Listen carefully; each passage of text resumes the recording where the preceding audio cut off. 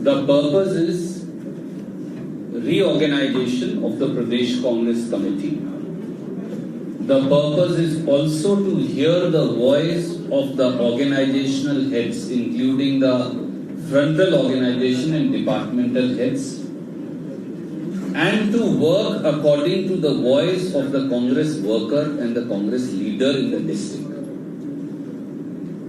What issues they feel are the ones that should be taken from district to the state level? What are the difficulties currently being faced by the people in the district? What are the issues that we should be highlighting in the Legislative Assembly or through the Pradesh Congress Committee across the state? What are the district or block specific issues that should be raised? And how to strengthen the Congress organization in the block, in the district, up to the booth level, up to the panchayat level, and up to the ward level. That is the purpose of our interaction today. We've had a similar interaction in Tumkur, we've had a similar interaction in Hubli, and in days to come in other parts for 4, 5, 6, 7 districts together, we will be having a similar interaction in the run-up to the reorganization of the Pradesh Congress Committee. Having said that, I will like to delve very briefly onto the political situation prevailing in the state. Bharatiya Janata Party government is a government born out of 3 things: corruption, defection, and now it has also come out worldwide through snooping and spying. They were doing illegal. Government of India, Modi government was illegally recording his phone. They were illegally recording the phone. They were snooping and spying upon Dr. Parmeshwar's telephones. They were spying on a phone that was not in the name of our PCC president but was being used by him because it's an associate's phone. They were also spying upon a former Prime Minister and the then Chief Minister of the state. All for what purpose? Now it is proved that Pegasus spyware is also being used to bring down elected governments and to install illegitimate governments of the Bharatiya Janata Party. So this is a government born out of corruption, defection, spying and snooping. Sir, Yediyurappa resignation will benefit you in the next election? We don't look at resignations from benefit or loss. The truth is, Mr. Yediyurappa was running a corrupt government with complete maladministration. But the truth also is, he has been removed because Modi ji and Amit Shah ji are habitual offenders when it comes to insulting their own leaders. I'll just complete, I'll come to you. This is not the first time that Prime Minister Modi has done it. Please also remember the name of Modi ji's guru, Shri Lal Krishan Advani, who has been picked up and thrown into the dustbin of history. It shows the culture and character of the party, of BJP. The culture and character of the BJP is they do not like elders. They don't like wisdom. Does anybody throw out their father and mother out of their house? And people who throw their parents and uncles and grandfather and grandmother of the house in our culture, in Hindustani culture, what are they called? I am not going to name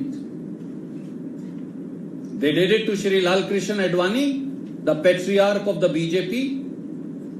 Modi ji did it to Shri Murli Manohar Joshi, the second patriarch of the BJP, both gurus of Prime Minister Modi. Both who created Prime Minister Modi and the BJP. BJP threw them out and forgot about them.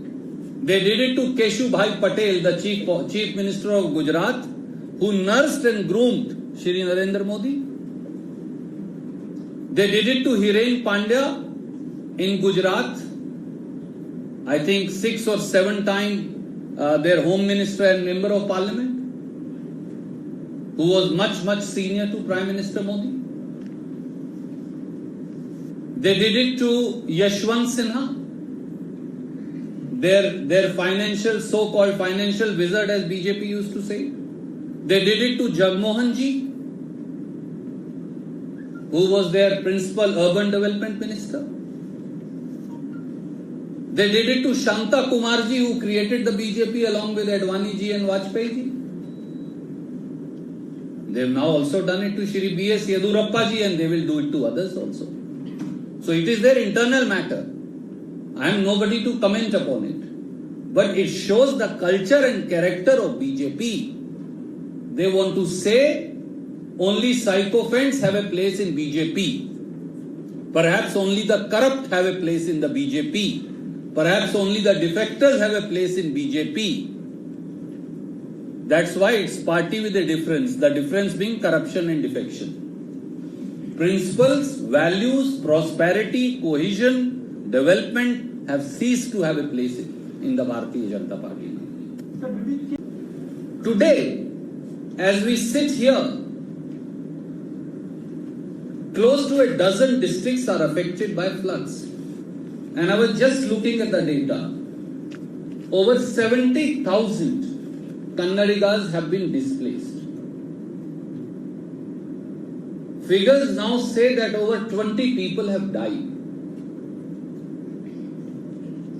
32,000 people have been evacuated from Belgavi region itself. Over 1 lakh hectares of agricultural land has been affected, and thousands of houses have been destroyed. Since 2019, this is the same story. You know it better than I do. Has Prime Minister Modi visited the state? Has Prime Minister Modi announced a single pie of relief for our farmers, for our poor, for SC, ST, for our cities, for the waterlogged areas?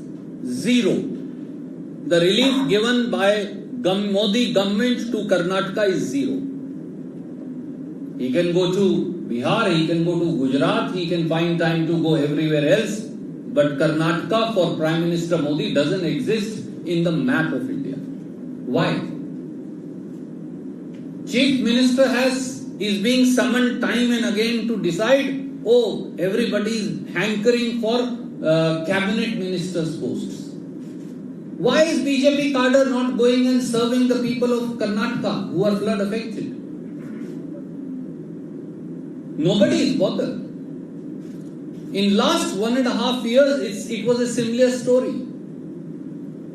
People were gasping for oxygen, people were gasping for medicines, people were gasping for ventilators, people were dying on account of lack of hospital beds, people were gasping for remdesivir, people were wanting and desperately trying to get a tocilazole injection, a Dexona injection for their loved ones.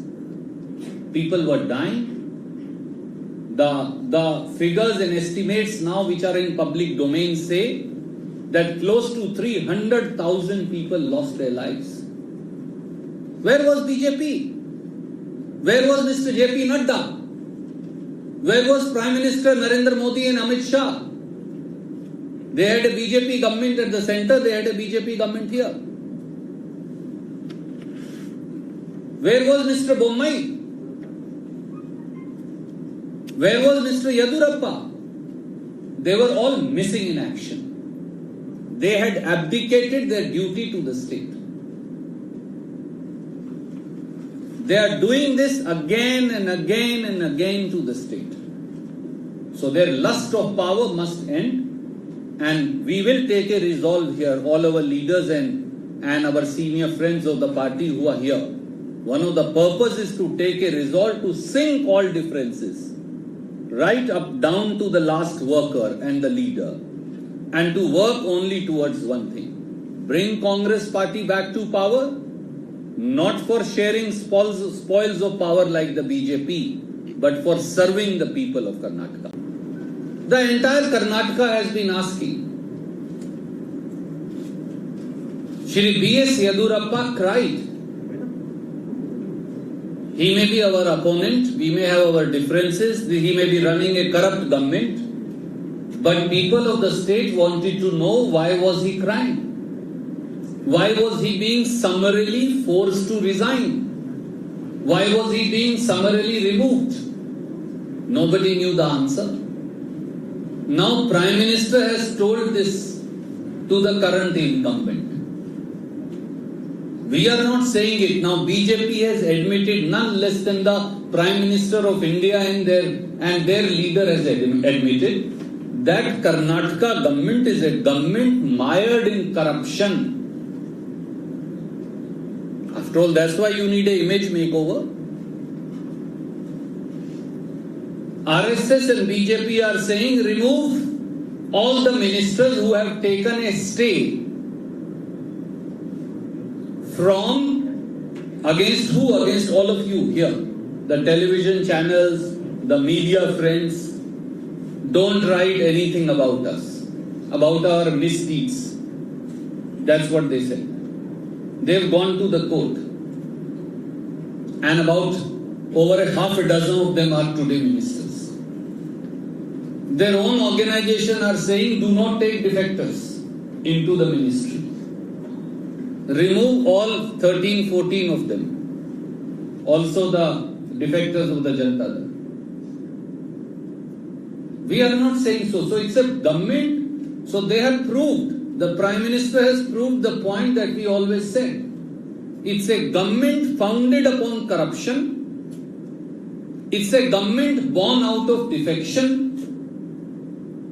It's a government driven by snooping. And it's a government whose core purpose is loot of public resources and the treasury of the state of Karnataka. When we were in power, when there was a Congress party government, we gave a vision to the state.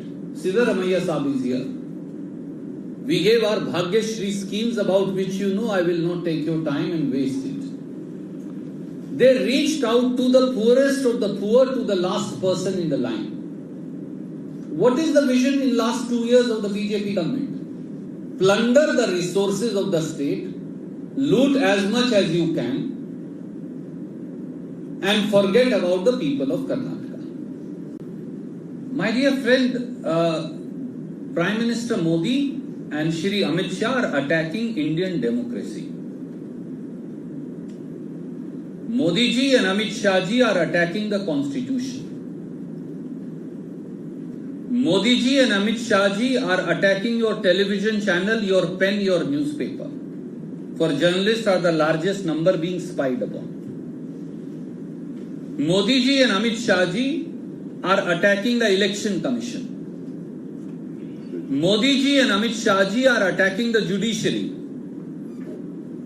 Modi ji and Amit Shah ji are attacking the very core and fundamentals of our democracy. They are also attacking the CBI. They are also attacking the Enforcement Directorate.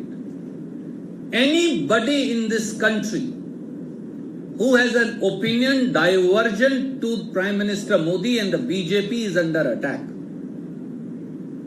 In fact, they are attacking their own union ministers also. The lack of faith is obvious. When the IT minister of the country, before being IT minister, he and his wife are being spied upon. Why was Prime Minister Modi spying upon the wife of the IT minister? Why was Prime Minister Modi and Amit Shah ji spying upon the daughter-in-law, the wife, and the son of the CBI chief? Mr. Verma? Does your daughter or your wife or my daughter, do they have no privacy or right? Would the Bharatiya Janata Party now try to enter everybody's bedroom and bathroom and listen to what is going on in their family? Many journalists' wives are also under surveillance. Why? And why are journalists under surveillance? Is it a police state?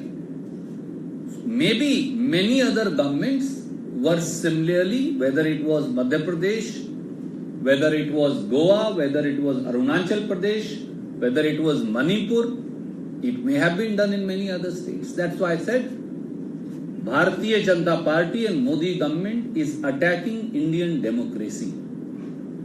And to stand against it is our responsibility as the opposition party. But it is also the responsibility of every constitution-loving, God-fearing citizen of India.